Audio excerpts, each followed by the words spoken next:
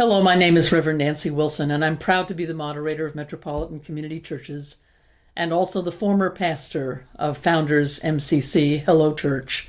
It's wonderful to be with you today at this important celebration of the life of Jody Longman.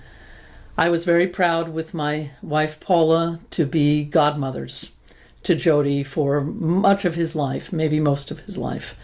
And so proud to be connected and part of the Longman family. I was thinking about Jody, and historically there's this little piece of trivia that if you look at the film God, Gaze, and the Gospel, there's a point at which Troy is preaching and there's a film of MCC Los Angeles. I think it was the church perhaps in downtown Los Angeles at 11th and Hill.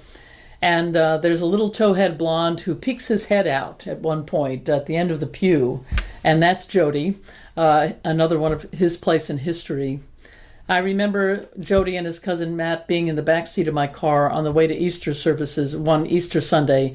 Jody was probably about 8 years old. And this is a story about how I believe he had internalized MCC values even as a very young person, as a child. They were in the back seat of the car talking about the Easter egg hunt that would happen right after the services. And Matt, his cousin, was complaining about two other boys he thought would probably be there, and their behavior was not very good. And so he was kind of bemoaning the fact. And Jody looked at him and said, "Matt, you know, it's just like communion, the Easter egg hunt. Everybody is welcome." And Matt said, "I get it that communion is open, but the Easter egg hunt too?" And so I think that Jody, in his heart and in his mind, had experienced a tremendous welcome into Founders MCC, which continued to be true in his adult life. I think he always considered Founders MCC to be a profound and wonderful home that he could touch base with in many ways. I know that recently he was volunteering in a program at the church, and I had the great opportunity to see him in March, just weeks before his accident. And I think about what Jody had to say during that time.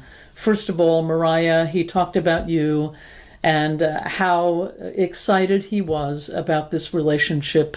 I could see it in his eyes and in his face that he had really felt like he'd found the love of his life. He didn't say it quite that way, but I could feel it in him. He was also expressing just a lot of confidence, I think, in himself. As this grown man he had come to be in his profession, in his personal life, in his family life. And that was so wonderful to see. It was a great gift to me personally to be able to see him and hear him be so happy in his life. And I take that memory with me into this time. That's both a time of sadness and a time of remembering this wonderful young man. And I think that I take comfort in the Sermon on the Mount where it said, "Blessed are those who mourn, for they shall be comforted." Paula and I take that to heart for ourselves. We take it to heart for Jody Longman and for the Longman family and for the Founders MCC family. Blessed are they who mourn, for they shall be comforted.